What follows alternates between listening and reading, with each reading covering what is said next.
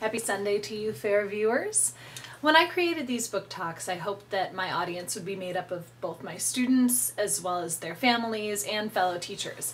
However, it appears as though my students are more interested in watching the 44 Presidents rap and videos of Martha Graham's Appalachian Spring, which is totally fine, but it has helped me kind of rethink what I wanted to include in my book talks. And by the way, congratulations to Brian Flocka for his Siebert Honor for Ballet for Martha. And I'm still learning how to pronounce his name. I've got John Stashewska down, but Brian, I need to learn how to pronounce your last name.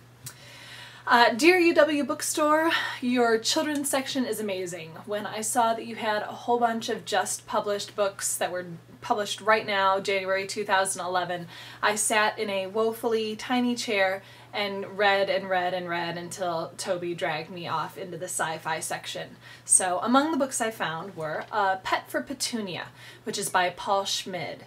I think that Petunia would be really good friends with the main character in Susie Lee's Shadow, which I reviewed last week. I thought I'd be unimpressed with this book in the same way that I was kind of unimpressed with Flora's Very Windy Day, but I cannot resist a plucky girl and a charming skunk. More books from the UW to come, I am sure that I'll be going back. The Runaway Dinner by Alan Alberg. I thought I recognized the art in this book. Alberg and his illustrator Bruce Ingman paired up to write last year's book of poetry, Everybody Was a Baby Once. This book would be perfect for a lesson on voice. The narrator of the book sounds like a cross between Sam Elliott's character in The Big Lebowski and Harold Hill in The Music Man. I'm trying to find the page. There's a lot of well now, and the next thing that happened, and finally, I'm not describing this correctly. Well now, there was a pond in the park, and that's where the toy boat was sailing, and Melvin ran around it. And there was a baseball field, and Melvin ran around that. So, I kind of imagine, like I said, that if Sam Elliott were doing a read aloud, he might pick this book. Big, Bad, and a Little Scary. I like that this book has poems by grown-up literary authors like D.H. Lawrence and things like that. That said, though, The Dark Emperor and Ubiquitous, both written last year, kind of set the bar really high for critter poetry for me lately.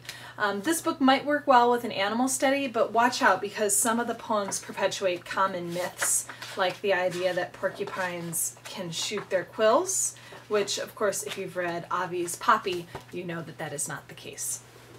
And finally, Teaching with Intention, which is by Debbie Miller.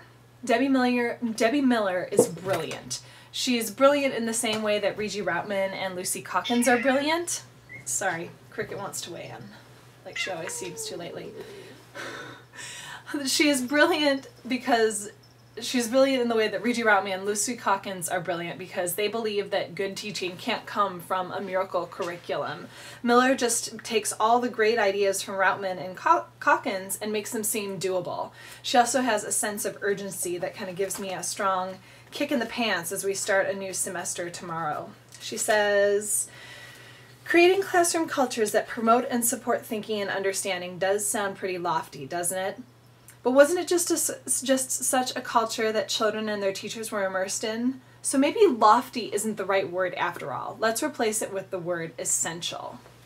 So I think that that's a good sense of urgency for me to keep in mind as we go forward. Then that's about all for now, but I will see you next week. Take care.